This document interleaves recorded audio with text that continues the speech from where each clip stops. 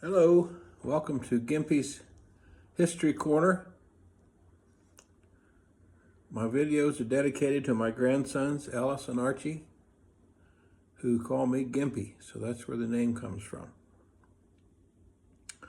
This is number 5 in a series of videos on immigration in the United States. Topic of today's video will be green cards. So what is a green card?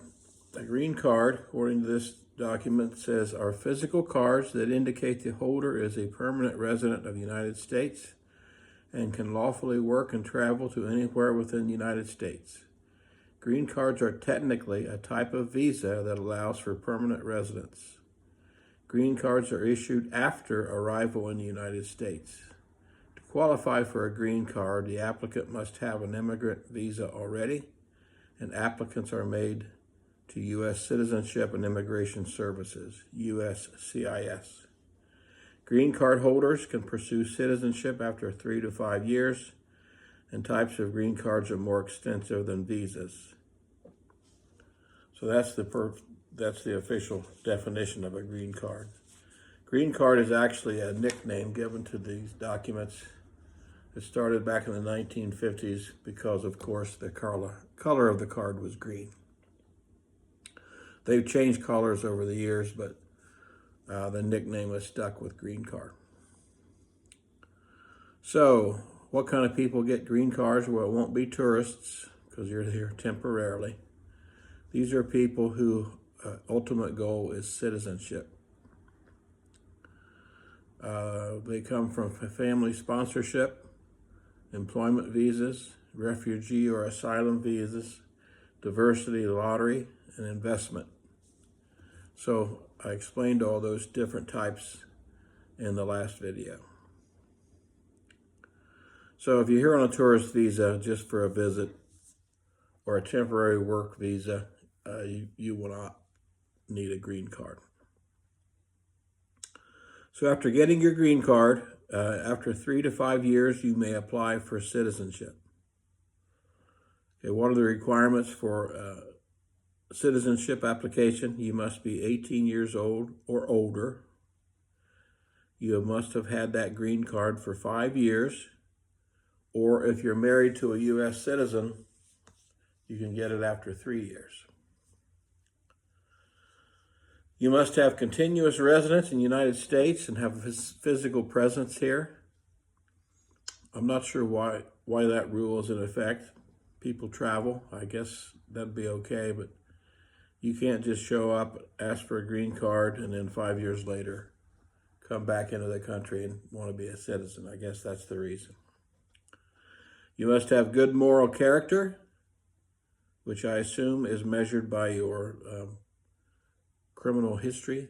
If you've broken the law, you do not have good moral character. You must be able to read, write, and speak English. And you have to pass a civics test, which we used to give here in the United States to our 8th graders. Similar test, but not the same. You must pay a $640 filing fee for your application and an $85 biometrics fee for your fingerprints and background check and so forth. You give your fingerprints and a photo and a signature for your background check. So obviously if you have a bad history, that would hurt your chances of becoming a citizen.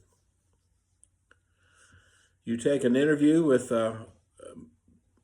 part of the USCIS,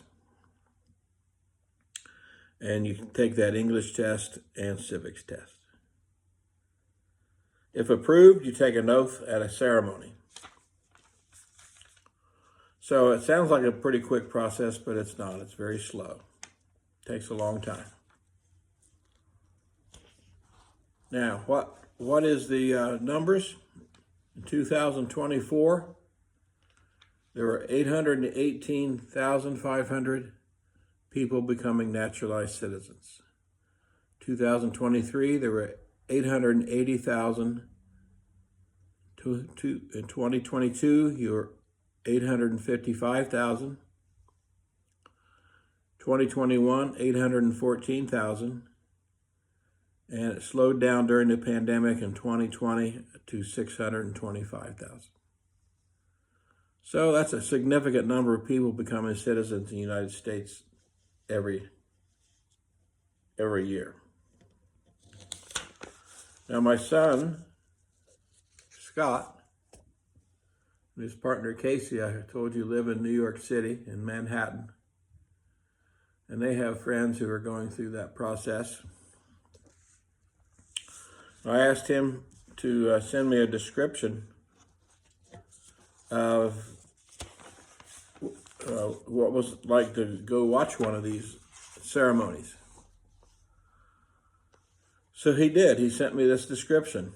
It says, in the naturalization ceremony I attended at the U.S. District Court for the Eastern District of New York, there were 94 citizens from 31 countries, which was amazing to me. The court has ceremonies several times a week, usually with around 100 people at each ceremony. Their families come in support and they are open to the public. The ceremony I went to was presided over by a judge who was herself a first-generation immigrant who conducted the oath of allegiance to the United States. It included an oath to support and defend the U.S. Constitution and laws and provide service to the country as required. New citizens take this oath by repeating after the judge. Sometimes after the oath, they also have the option of signing up for a political party. So I found that interesting that Scott sent me that from New York City. And it happens several times a week. In 2024, there were 818,500. The top countries for naturalization from around the world are Mexico, India, the Philippines, the Dominican Republic, and Vietnam, which I found interesting. Vietnam people are still becoming citizens, Vietnamese. And the 4 states where naturalization citizenship ceremonies take place are California, Florida, New York, and Texas. So that's my short video on how people become U.S. citizens. Of course, once they become citizens, they can vote. I'm going to check and see when they start paying taxes. I assume that's way back early in the process, but they can start voting. That's why they have the option of signing up for a political party. So I have 2 things in the news this week for immigration. First one is judge blocks Trump from stripping TPS from over 900,000 Haitians and Venezuelans. A federal judge has stopped the Trump administration from stripping away the deportation protections under temporary protected status for over 500,000 Venezuelans and Haitians living in the United States.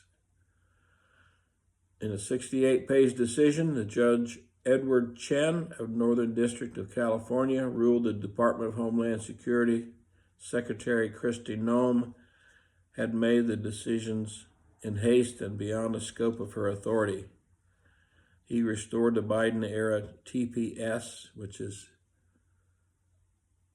temporary protection status extensions that run until February 2026 for Haitians and October 26 for Venezuelans. So I don't know why the Homeland Security Secretary wanted to deport Haitians and Venezuelans, whether or not she thinks they're gang members, possibly.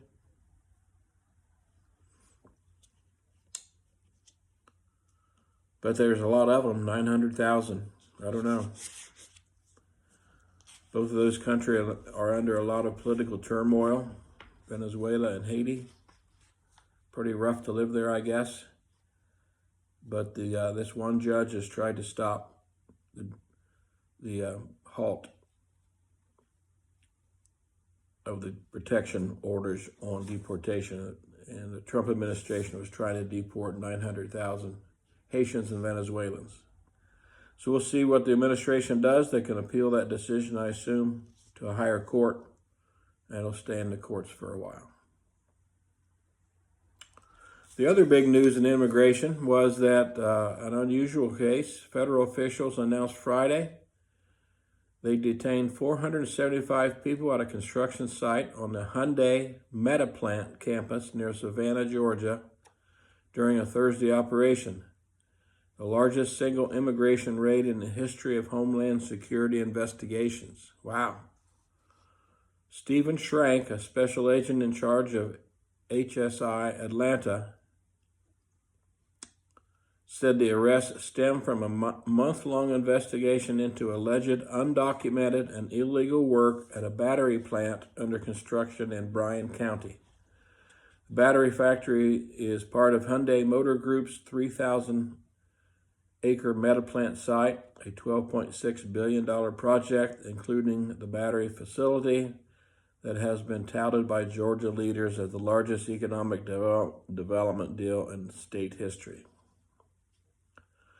This, in fact, was the largest single-site enforcement operation in the history of Homeland Security investigations across the country, Schrank said at a Friday morning news conference. HSI was founded in 2010 as a division within Immigration and Customs Enforcement.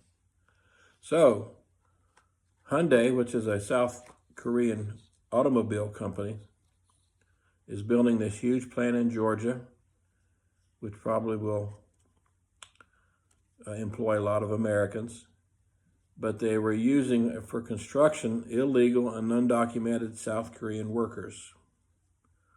I'm not sure why they would do that.